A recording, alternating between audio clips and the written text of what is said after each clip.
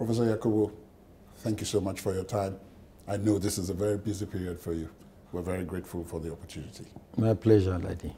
Now, let me start with what is imminent. Saturday, March the 9th, governorship and state houses of assembly elections. How have the preparations gone? Well, so far so good in terms of preparations. We learned from the experience of the last elections conducted, the national elections, meaning presidential and National Assembly elections, particularly in the area of logistics. I'm happy to say that learning from that experience, the Commission has delivered all the materials, sensitive and non-sensitive, to the states in readiness for Saturday's election. In turn, the states have delivered the materials to the local governments, our offices in the local governments, and then the local governments will move the materials tomorrow to the wards. And then from the wards, we move the materials to the polling units along with personnel at first light on Saturday, the 9th of March, so that we can open the polling units in good time.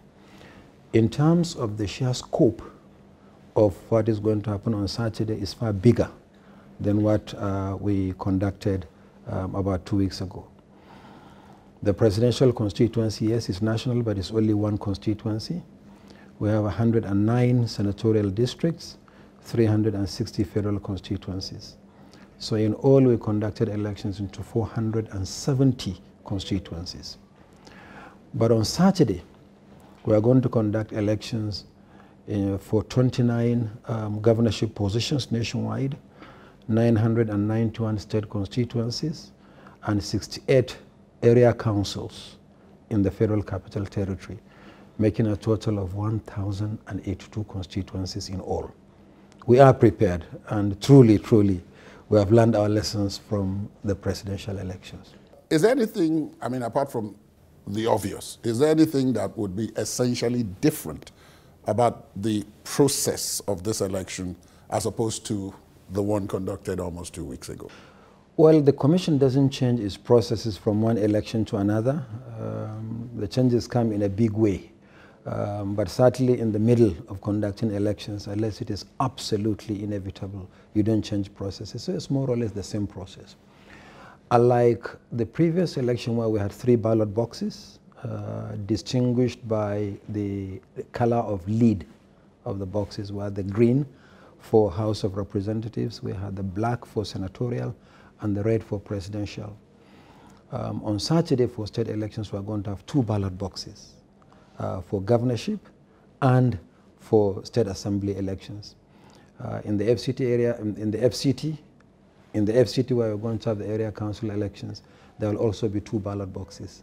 One for election of chairmen of the area councils, and the other one for the election of councillors for the council. So it is basically the same. The size of the ballot paper for governorship election depends on the number of parties contesting for an election in a particular state. I think the highest is Imo with 68 political parties, and then it varies depending on the state. But for the state elections, state assembly elections, we are going to have all the political parties on the ballot papers, because it's very difficult customizing the ballot papers to 991 constituencies, with the risk that if you omit the logo of a political party from the ballot paper, the party can, after the election, approach the election petition tribunals and argue that it has been unlawfully excluded, and the penalty is nullification of the election. So I've been very careful in that respect. However, where there are clear-cut court orders that party A or party B should not be on the ballot, we took care to ensure that the party is not on the ballot. Like the case of Rivers, for instance, there is a party that is not going to be on the ballot in Rivers State. So in terms of processes and procedure, it's the same thing. Voters will be accredited by the use of the smart card reader, compatible with the PVCs that the Commission issued.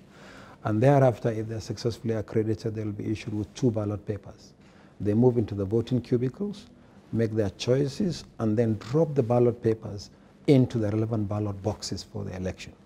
As always, because of this menace of vote buying, we are advising voters that they shouldn't go into the voting cubicles with their mobile phones or any photographic device, but they are free to use their mobile phones within the vicinity of the polling units. So it's the same process and the same procedure. During the February 23rd election, there were quite a number of cases of people saying that because of the breakdown of some of the units, the polling areas and so on, where they traditionally voted in the previous elections, which was where they initially went when it was time to vote, they were then asked to go elsewhere. And that, for example, in Abuja, there was this case where there was a particular polling unit that had been broken down into 5. And there were several voters who ended up not voting because they said by the time they traversed from one area to the other looking for their names and where they were supposed to vote, the voting time had passed. Did the commission recognize this? And if so, did you find out what happened and how to prevent it this time? Well, we need to look at the case of the case you have just mentioned in greater detail. This is not the first time voting is taking place in Abuja, in polling units and voting points settlements. The reason for creating the voting points is that the nation generally is underserved by polling units. And when the last commission tried to create additional 30,000 polling units before the 2015 general elections, it became such a hot issue, the commission dropped the idea. But yet there was a practical problem to solve. If you take a place like Apo, which is a large settlement in Abuja, you may be shocked to learn that it has only 1 polling unit. A place like Gwarimpa has a maximum of 4 polling units, which is said to be the largest housing estate in Africa. Now, if all the registered voters in Apo trooped 1 polling unit, or those in Gwarimpa go to only 4 polling units, how many days will it take them to vote? So the commission decided to create what we call the voting points. You have the polling unit, but in approximate location, break the register and create additional voting points so that you have a maximum of 500, depending on the number of registered voters in a particular place. It hovers between 350 and 500 registered voters in a particular polling place, so that people can vote easily and go home or wait and observe the processes until the processes are concluded. But they are in close proximity. It's not that you have the parent unit in Gwarimpa and then you have to go to Gariki or somewhere to get the voting point. Secondly, for each voting point created, the register of voters in that particular polling place is pasted on the wall, so that if you arrive and go to a polling unit and your name is not on the register, you just move to the class next door. It's usually in public schools. And then check on the wall. If your name is on that register, you vote there. So it is not that they are separated by a considerable distance, such that someone voted in 2015 in a particular place. Now we are saying that you should go to a totally different place. But we need to study the particular case you have mentioned. But if there are such cases, I'm sure they are far between and small. The other thing that people will talk about is that there are these last-minute court decisions, changing candidates, asking you to include this candidate and the party, asking you to remove this candidate and the party, sometimes 2, 3, 4 judgments within the same week about the same case. How does the commission deal with this? Well, this is a big area that requires some discussion, particularly after the conclusion of the elections. We need a big-time discussion with the judiciary.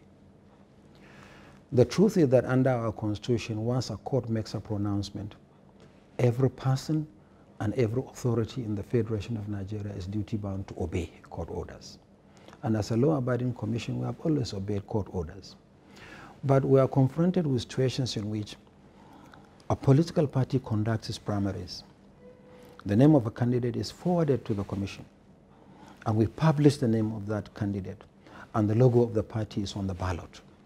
But a few days to the election, you receive an order of court saying that the person whose name we published earlier is not the rightful candidate for the election. So in that case, what do we do?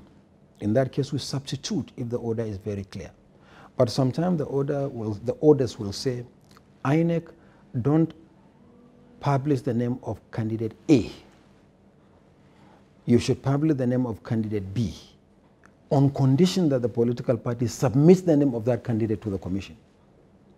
So if the political party does not submit the name of candidate for that election to the commission, we can't just put any name. So in some instances in the recent election, election was conducted. The political party won, but who should we give the certificate of return to? Because the political party has not submitted the name of that candidate yet by court order. So we'll just leave the name of a candidate blank, say we are awaiting submission of the name of candidate by the party, and then under remarks, we put court order. Once that is sorted out, we issue the certificate of return. In that case, you don't have to do the election all over again. But it's a big challenge when court orders come very, very close to the election. It not only puts pressure on the commission, but I can imagine also it confuses the voters as well. There is a candidate that has been elected in a duly conducted primaries. That doesn't mean that that candidature cannot be challenged in court. It's challenged in court successfully, but the voters are used to a particular candidate for a particular party, and then 2 days to the election, they are told that it's another person. Or in fact, a few days to the election, they will be told that there is no candidate for that party. So it's a discussion that we need to have with the judiciary, but we'll always obey court orders. Where the political party which is on the ballot wins the election, but the name of the candidate is not very clearly determined before the election, we'll leave it blank and then put court order. By the time the courts finally decide who the rightful candidate is, we'll issue the certificate of return. Now, what of the contentious issues that have come up, as indeed they came up in 2015, is this use of card readers? In 2015, the card readers were used for the first time in the electoral process.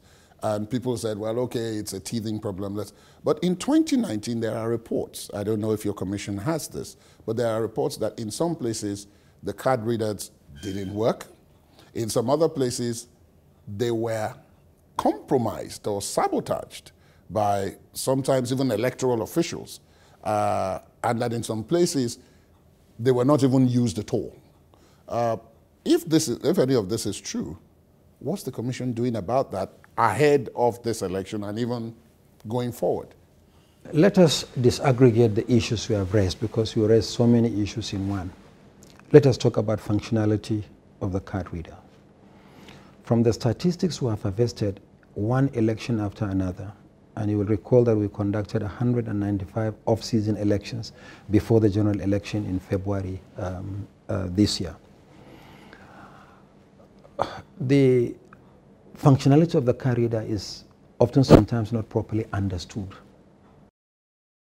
Somebody will tell you that the card reader has failed simply because it has failed to read the biometrics. For us, the card reader fails why it is unable to read the card or to function at all. It performs, I keep repeating myself interview after interview, it performs the following functions. The voter arrives at the polling unit on election day with his or her PVC. The PVC is read by the smart card reader. Once the PVC is read by the smart card reader, that voter is accredited. The accreditation data is saved in the smart card reader. But if it is confirmed that the card was issued by the commission, the person who presents the card is the actual owner of the card, we need to go a step further by authenticating. Since at the point of registration, all the 10 fingers of a registered voter have been captured, then obviously there is need to go biometric to further authenticate that the person who presents the card read by the smart card reader is the actual owner of the card. However, if that function of the smart card reader fails, no one is disenfranchised. And that is why in 2015 the commission introduced the incidence form, but in 2019 we embedded the incidence form in the voters register by providing 2 columns, one square, one rectangular, where they are required to thumbprint and then leave their telephone numbers. So when that is done, we are satisfied that the card reader has functioned. But there are instances in which the card reader may malfunction in the election. That is why the commission engaged RA technical support, or what we call RATEC, Registration Area Technical Support. The RATECs will now be called and they will go and ensure that the card reader is fixed. And they have fixed quite a number of them, and the election went ahead. Where the card reader completely fails, the RATECs have spare card reader that they can bring, activate the card reader to that particular polling unit so that voting will continue. Now, where there is complete failure, the card reader cannot be fixed. There's no spare card reader immediately available. In our regulations, we said that voters in that particular polling unit should be given an opportunity to vote the following day. So people have been given the opportunity to vote the following day. In 2019, for instance, in the last general elections, national elections, quite a number of the card readers that failed to work on election day, and we couldn't fix them, we rescheduled the elections for the following day. Of course, we rescheduled for a host of other reasons, but we rescheduled also for the failure of the smart card reader to function completely. However, it is criminal for any official of the commission to subvert the smart card reader. Every voter must be accredited by means of the smart card reader. So no PVC, no smart card reader, actually no voting.